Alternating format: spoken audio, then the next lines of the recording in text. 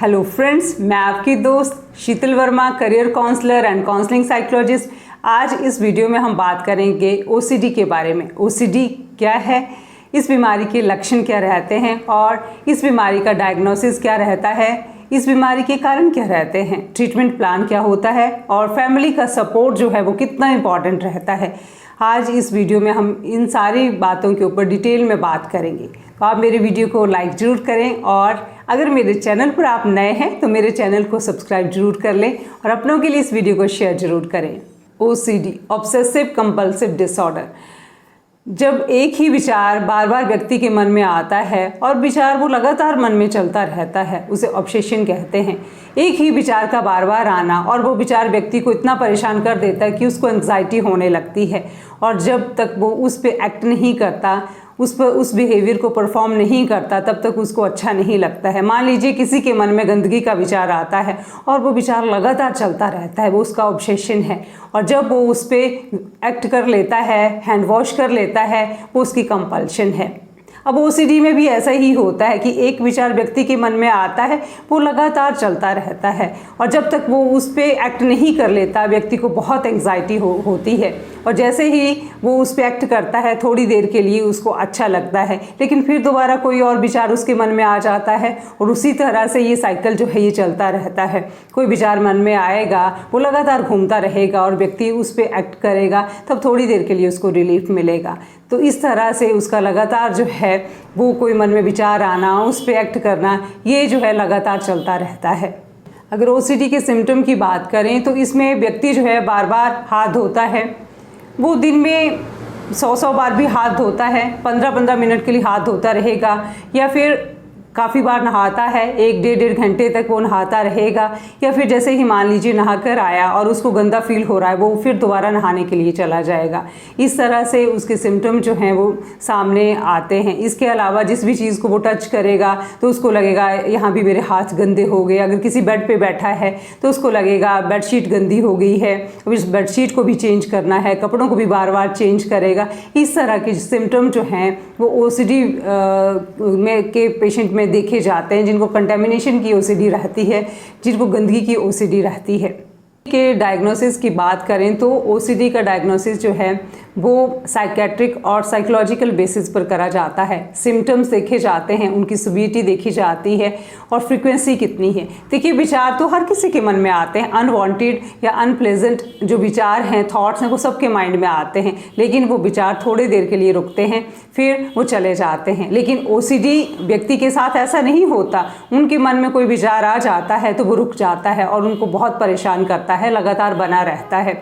सो जो डायग्नोसिस रहता है उसमें उनके सिम्टम्स देखे जाते हैं कि कितने सिम्टम्स हैं, किस तरह के सिम्टम्स हैं, उनकी फ्रिक्वेंसी कितनी है और किस तरह से उनकी डेली लाइफ को जो वो इफ़ेक्ट कर रहे हैं।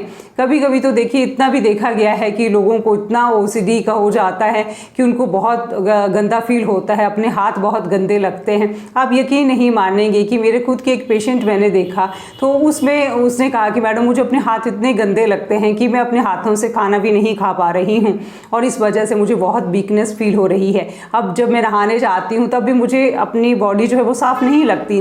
नहा के जैसे ही बाहर निकलती हूँ फिर नहाने चली जाती हूँ कि अभी मुझे और नहाना है, मेरी बॉडी जो है वो साफ़ नहीं हुई है।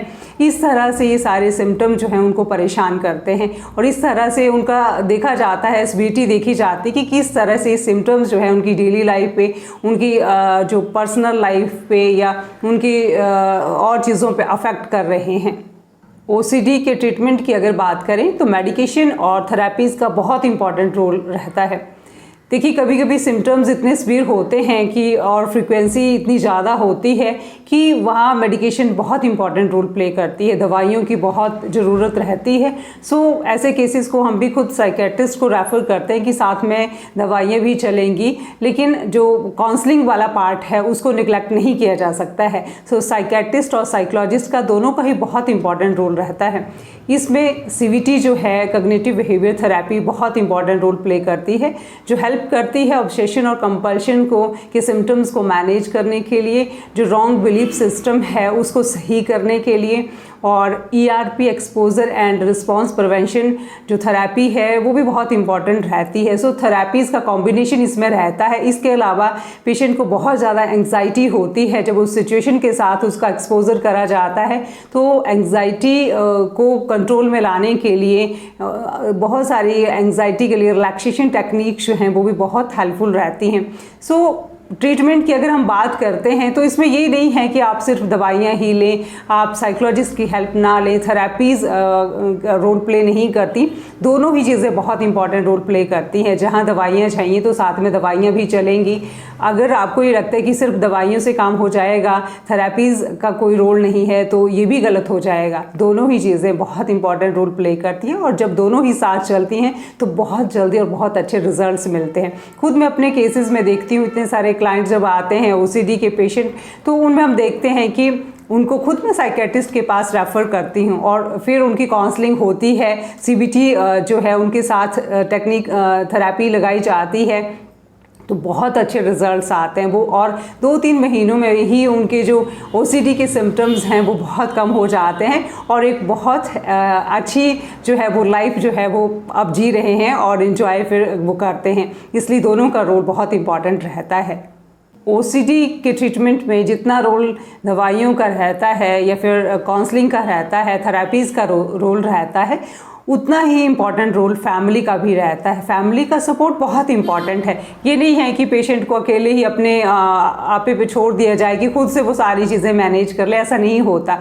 क्योंकि पेशेंट जो है उसको एम्पैथी चाहिए होती है, उसको सपोर्ट चाहिए होता है, अपने घर वालों का प्यार चाहिए होता है।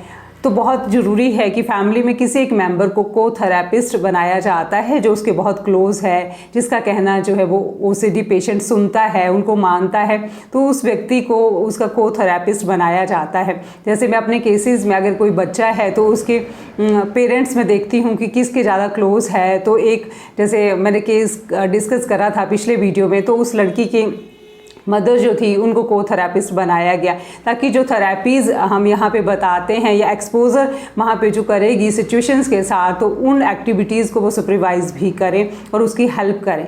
देखिए, ऐसे पेशेंट अपने आप से वो नहीं चीज़ों को कर रहे होते हैं। कहने का मतलब ये है कि वो खुद से नहीं जानबूझ के इन चीज़ों को कर रहे होते हैं कि बार बार हाथ धो रहे होते हैं, वो शौक से इन चीज़ों को करते हैं। इस चीज़ को समझना पड़ेगा, परिवार को भी समझना पड़ेगा, क्योंकि ये बीमारी है, इस वजह से वो ये चीज़ें कर रहे हैं। इसलिए उनको ब्लेम नहीं करना कि जानबूझ के तुम कर रहे हो, सुनते नहीं हो, ये नहीं करना है। उनको क्रिटिसाइज़ नहीं करना।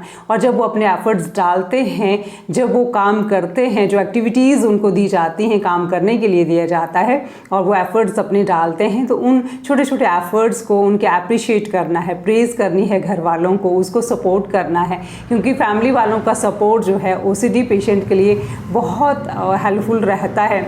तो उनको हमेशा एम्पैथाइज़ करें, उनको सपोर्ट करें, उनको लव और अफेक्शन अपना दें। और ये पेशेंट जो है वो रीएश्योरेंस बार बार ढूंढते हैं कि मैंने अगर किसी चीज़ को टच कर ली तो मुझे कुछ हुआ तो नहीं, मेरे हाथ गंदे तो नहीं हुए, या मुझे कुछ हो तो नहीं जाएगा। तो वहाँ पे इनको रीएश्योर भी करना पड़ता है कि कुछ नहीं होता, हम तुम्हारे साथ हैं।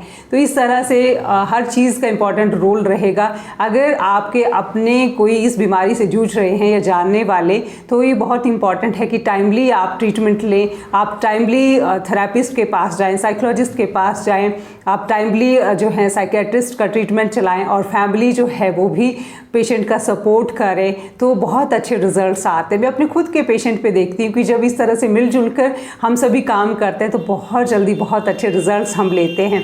इसलिए OCD का इलाज ही अवेयरनेस है कि जब आपको अवेयरनेस हो जाएगी कि ये बीमारी जो है इसको हम ठीक कर सकते हैं, लेकिन टाइमली जब हम अपना ट्रीटमेंट कराएंगे, इसके लिए बहुत इंपॉर्टेंट है आप अपना टाइमली ट्रीटमेंट कराएं और एक अच्छी मेंटल हेल्थ को एंजॉय करें।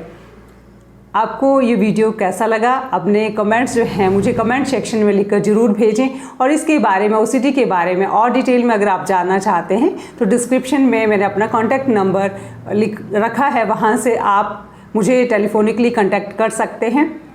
आपका प्यार और सपोर्ट मुझे लगातार मिल रहा है।